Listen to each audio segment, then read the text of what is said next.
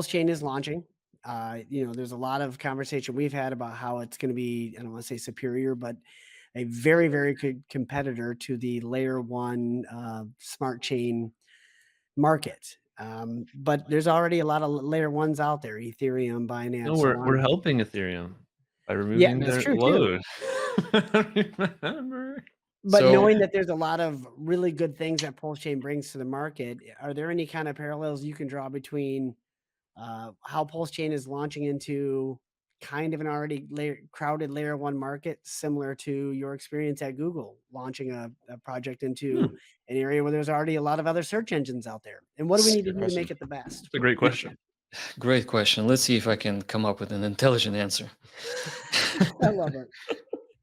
so so when I discovered Google and there were other search engines out there, those other search engines, they had no idea how to make money. So they would put banner ads all over themselves.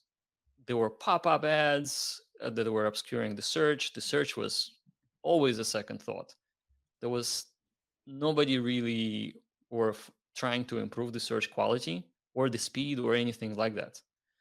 And so for me, the biggest differentiator was like, look, clearly search engines did exist, but Google is something entirely different because they're dedicating their existence to making search better for the people.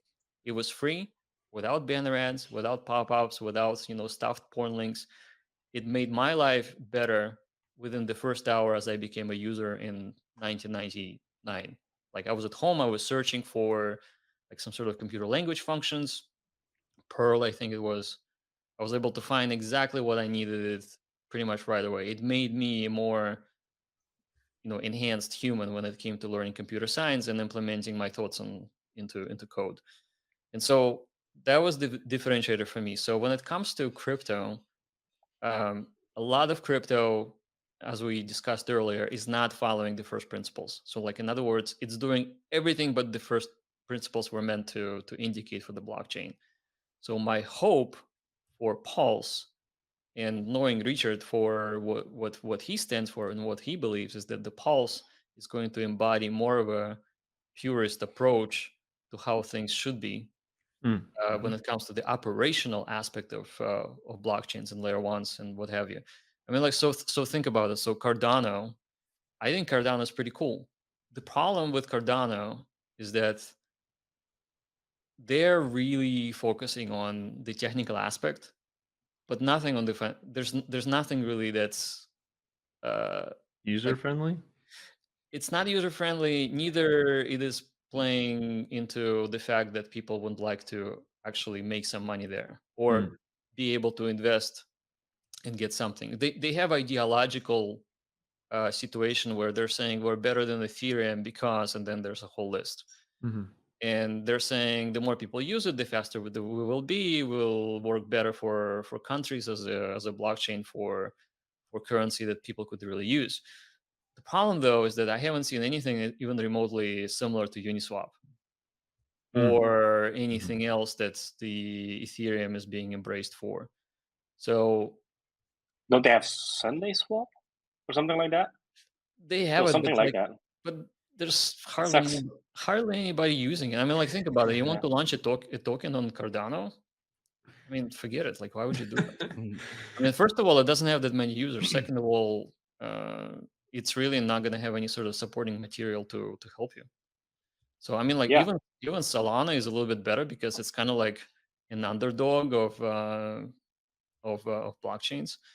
And so I think Pulse Hmm. being this sort of an edge case, where first of all, I think Hex can be very very successful moving forward still, um, as well as the people who are standing behind it and the community is what will make this more of a pure layer one that people should be gravitating to. Ultimately, it comes down to community. I would say, if you have Yeah. no community that's really standing behind the ideals of the thing, then it's just not gonna fly.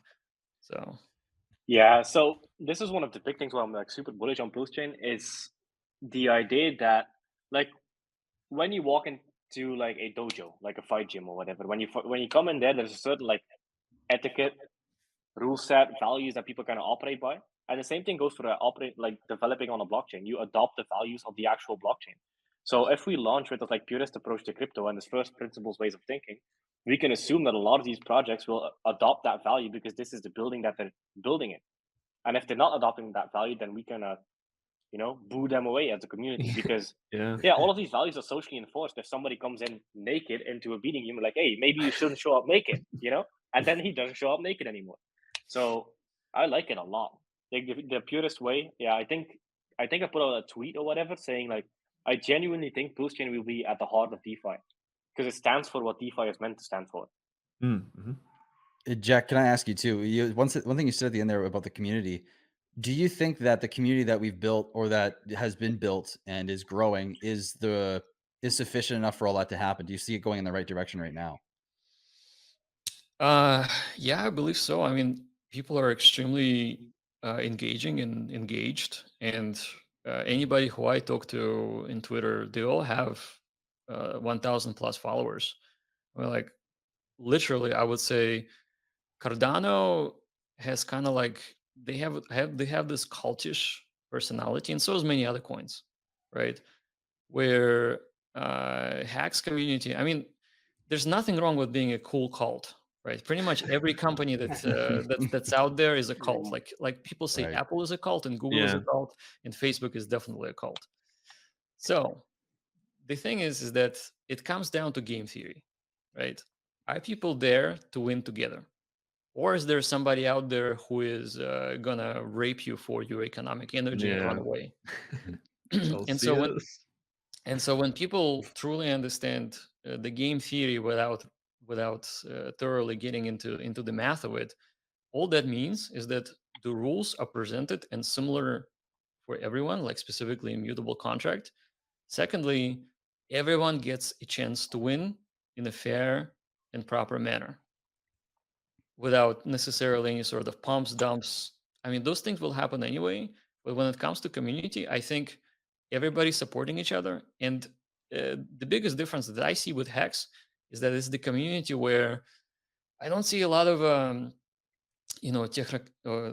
mentioned it on the other stream, technocratic nerds. Those are regular people, like regular people out there that are getting into it and trying to understand what the blockchain is all about. What is self-custody and why it matters, right? That in itself, if that was just one thing that Hex did, like really, or any coin would do, really focusing on self-custody, that would be a huge win for the coin generally, right? Mhm.